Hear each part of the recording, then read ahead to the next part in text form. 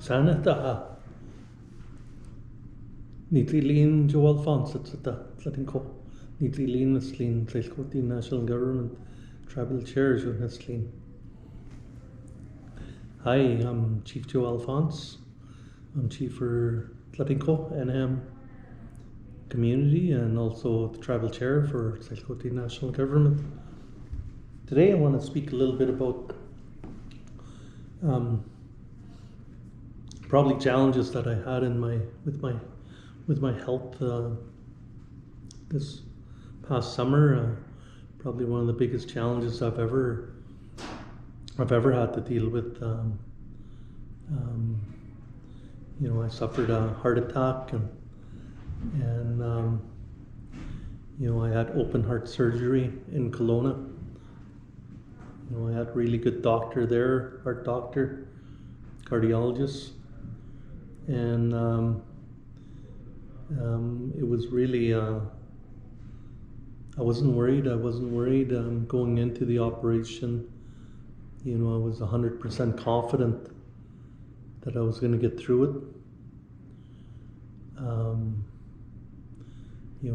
I never allowed a smallest amount of thought creep into my thought process that would say that I'm not going to get through this. I wouldn't allow that thought to come in. And I think that's a big part of any battle when you have challenges. You're intimidated. Hospital, you're intimidated, but there's stuff like that you have no control over. But you have control of your thought process and your being and your will to live. And I think it's really important that you really buckle down. No matter what, I don't care what happens to me, what they do to me, I'm going to live. And I think that's the first thing you should think. It was challenging. Every complication you could imagine I went through. My diaphragm went into shock. My kidneys almost shut down. I had one liter of blood built up around my lungs, prevented me from breathing properly. Like I said, everything you could imagine could go wrong, went wrong, but I got through every one of them. Just barely in some cases, but I got through it, recovering now. But for me, this all started about 4 years before. And my energy level and my blood pressure had definitely started going up. All my life I always had really good blood pressure, and in my family there's no issues of heart issues from anyone. And my grandmother Maple, she was 98 years old, officially on record, but we figure officially she was probably about 104 years old when she passed away, and her mom, she figured, was 110 years old when she passed away. So heart issue is not something that is genetic in our family. So to suddenly have really good blood pressure your whole life, high school, in my 30s, and then my late 40s, suddenly my blood pressure started going up. I started seeing doctors. I kept going to doctors, making appointments. Oh, everything is fine. It's a matter of your diet. Here's the 4 food groups, and eat a proper balanced meal and exercise, they tell you. And then you get to another stage and you go back in and you see the doctor again, and you turn around, oh no, everything is good. Their blood pressure's high, but it's nothing to be too concerned about, I've been told, and stuff like that. And then you get to another level, and maybe you start feeling slight dizziness at times and things like that. and your blood pressure keeps going up, and they keep telling you, that it's all right. Like I even went to, as a chief, I even went to First Nations Health Authority, and even went there and at their conference, and seeing their doctors, nurses, and they're like, yeah, your blood pressure is high. Well, yeah, I know that, but what do you have to say? Like, and again, they would get into this.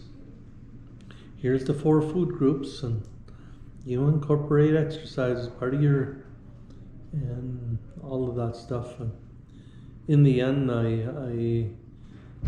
it got to the point where my shortness of my breath got so, I walk 100 yards, and if it's slightly uphill, I go 50 yards, and I'd have to stop and take 2 or 3 minutes to catch my breath, and then we'll start walking again. And I was like, this is really serious now. Saw my doctor, and again he sent me home and said there's nothing wrong. The next day I said, this is really, there's something really going on here. So I'm gonna give 100 Mile Emergency a chance. And I went there, and they took my blood pressure, different things. Your blood pressure is a little high, but we can't see anything wrong. And they came right, oh, well, what do you want us to do about it? They told me. I said, well, at least, I don't know, take an x-ray at least. So they took an x-ray of my lungs, of all things, and then sent me home. And that night I was sitting there not doing anything, just on the couch, and I start getting shortness of breath. Not even walking, not even whatever. I stood up, and it took me about 3 minutes, and said, man, there's something serious here. He was a little intimidated to go to bed that night, but I went to bed, and next morning times were generally pretty good for me, whatever. And I had a cup of coffee and went into the hospital. I figured I think this time they're probably not going to let me go home. So I put on clothes. I figured that if I got stuck in the hospital, then I'd be okay. So I went in, and thank God there was, a young nurse there. And right off the bat, she checked my oxygen levels and she said, there's something else going on. She said, so I'm gonna order your blood work from you. And she took blood work, and this young nurse, she looked like she was just fresh out of university. And I thank her for the work that she did, and about 10-15 minutes later, the doctor come back, and he apologized to me and says, I hate to tell you, but I think you've had a heart attack. The enzymes in your blood indicate that you've had blood. I looked at him and I said, for the last 3 or 4 years, I've been going to the doctors and trying to figure out what's going on. And they keep sending me home, telling me there's nothing wrong with me. I'm actually happy that you finally figured it out. So they were fortunate. I was meant to be for them to find out, as far as I was concerned, because generally there's always a long lineup in the hospital in Williams Lake, but today there was nobody. I walked right in, and they brought me right in. And they phoned Kelowna and said they had a plane waiting, that they have no flight scheduled. So they got in their plane, started heading to Williams Lake. So within an hour or two, I was on a plane heading to Kelowna. When they got there, I went and had an angiogram done, and they determined that in one of my arteries was 82% blocked. My other artery, they said, was 90% blocked. So, when you're having those issues, it's really important you ask to have blood work done. And if you've had a heart attack or anything like that, enzymes will show up in your blood, and they'll determine that way. But an angiogram will take a complete picture of your heart, and more importantly, it'll actually indicate how much blood flows in your arteries and if there's any blockages. And the first option they had for me was to put stents in, and they do that either through your blood veins in your arm or blood veins in your leg, and they determined they were going to do that, but the location of the blockages was not in a good location, so the only option they had was open heart surgery, and I'm okay with that. I trust the doctors, the technology, and all of that, and so we had that done. I went into ICU. My experience there was, the nurses there were really great. I got good care. But once I got into the special wing there, I'd say probably about half the nurses that were there, I don't know why some of the nurses even choose to be nurses as a profession. They often don't want to carry out a lot of the duties. They would often say, we'll let the next shift take care of it and stuff like that. And I'm in a lot of pain. And I'm not in a position to defend myself, to protect myself. And it was really important for me that I had my partner come in, and I definitely had to really argue. We had to really argue with the hospital.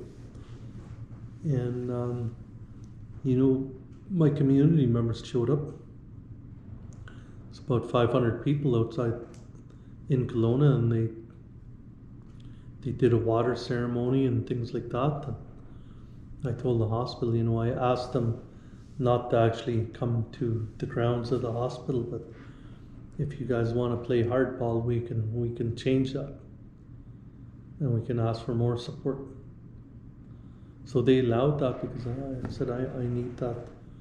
I need that somebody to be there.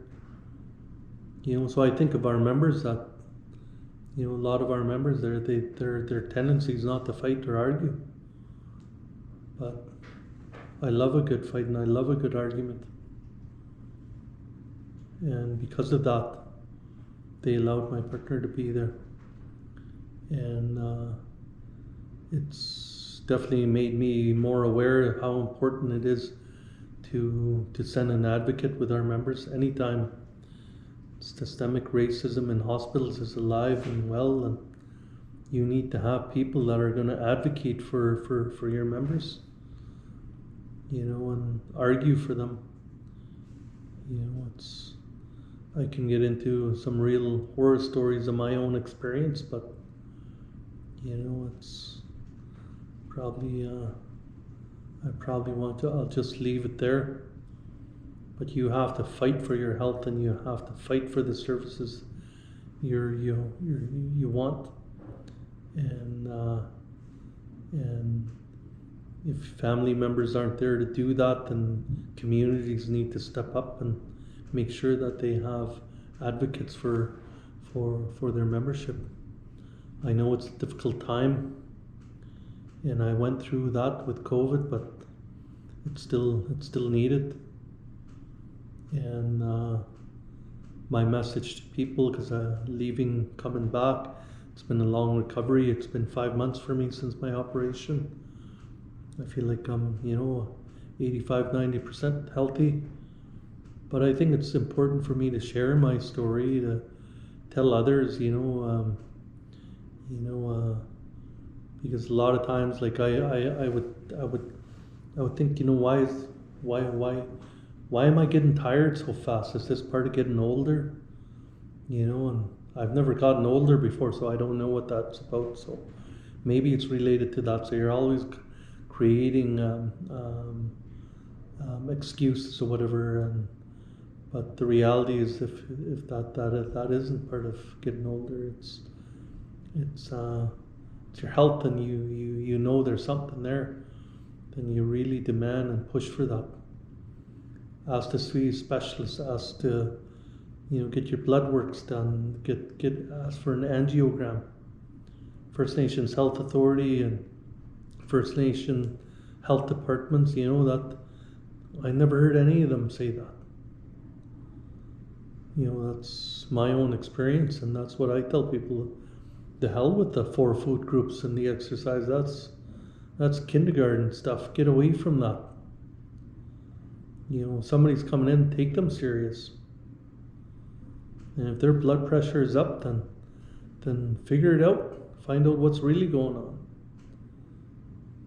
So that's my message to any of the health workers that are working with First Nations. That a lot of our First Nations have had bad experience in hospitals and stuff like that. They don't want to push the envelope. I have brothers that I think of in my community that, one brother had appendicitis, but he refused to go to the hospital. He died on his couch. The other brother had heart issues, but he refused to go. He just kept popping, Anacin pills. He went to sleep one night and never woke up. We have long history and trauma, but things shouldn't be that way. And we can't be intimidated, and we have to be there to advocate for our members and be there with our members. So that's my message. That's my story. Hope this can help anyone with these conditions in the future. And Tl'etinqox.